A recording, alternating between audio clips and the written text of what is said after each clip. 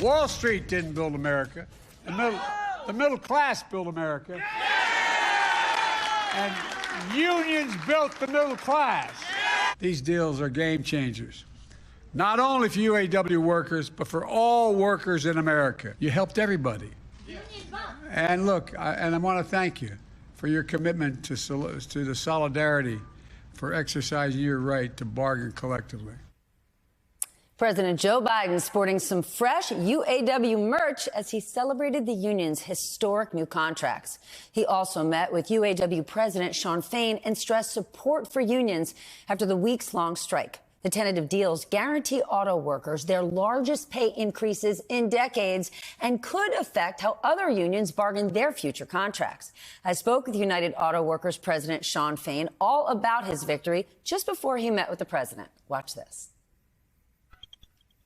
Shawn Fain, thank you so much for joining. I guess I should start with congratulations. How does it feel? You've got this deal almost over the line. It's it's definitely good feeling to be where we are right now, to be here today in Belvidere, Illinois, sharing such great news with workers here, and just seeing the whole community lifted up, as a result of the work we've done and the work that our membership's done in delivering a record contract. For decades, the U.S. has not had a labor-led economy, and we've suffered in this country. Does this deal signal a significant power shift between workers and executives? Yeah, I believe it does, and I believe it's time. It's long overdue. For 40 years, the class warfare has been going on in this country. The billionaire class and the corporate class have been running away with all the profits, and the workers have been left behind. And I truly believe, union or non-union, workers in this country are fed up with going backwards, and in the richest times in history of many of these companies. So, I think that's why our messaging has resonated so well, not just with our membership, but with the entire working class, globally. And when 26 billionaires have as much wealth as half of humanity, we have a crisis, and it's time to turn that around. And I believe organized labor is the vehicle to make that happen. So we got to harness that power of the working class, organize like hell, and we have the power.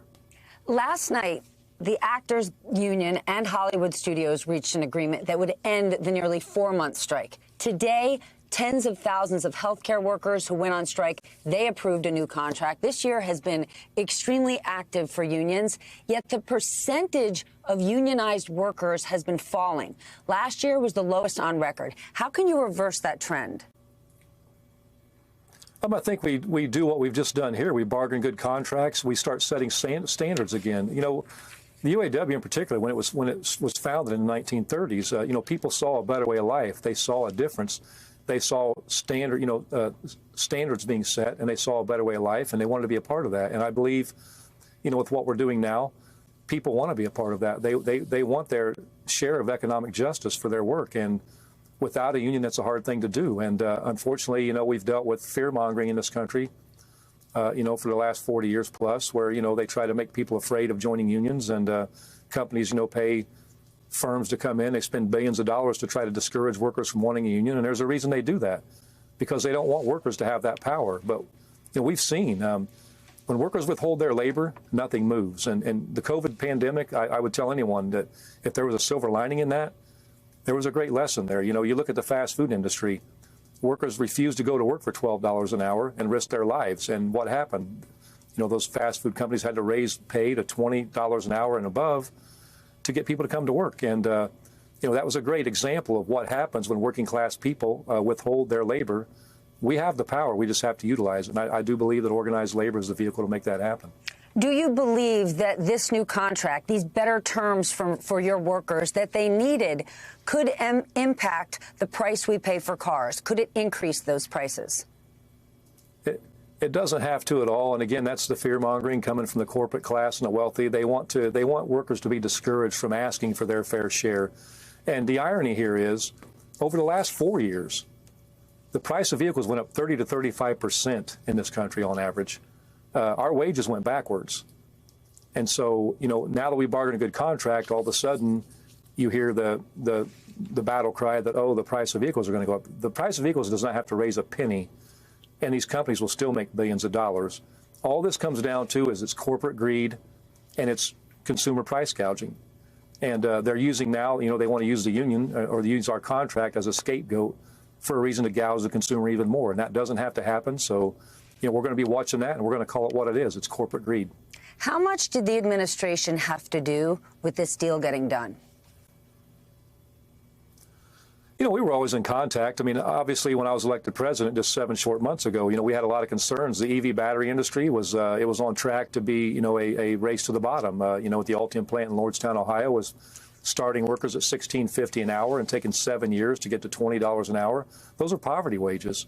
Those workers are working with dangerous chemicals that aren't even regulated by OSHA yet. And so it's hard work. And so, it was imperative that we get control of that. And I do believe, the White House, when they came up with the IRA, funding and stuff for the transition, their intentions were good with, saying they wanted these to be union jobs. But unfortunately, when you give these companies an inch, they take a mile. And, the companies were fine with it being union jobs as long as they were low-paying union jobs. So we wanted to get to where we set the standard and we get a good labor standard put in place. And we were able to do that in this round of bargaining. And so, Secretary of Labor Julie Su, Trade Ambassador Catherine Tai, Gene Sperling. I mean, we had a lot of support from their team, and of course the president. And obviously, we saw the president visit a picket line for the first time, and obviously there was money, on the table to try to revive dying communities and close plants, and that's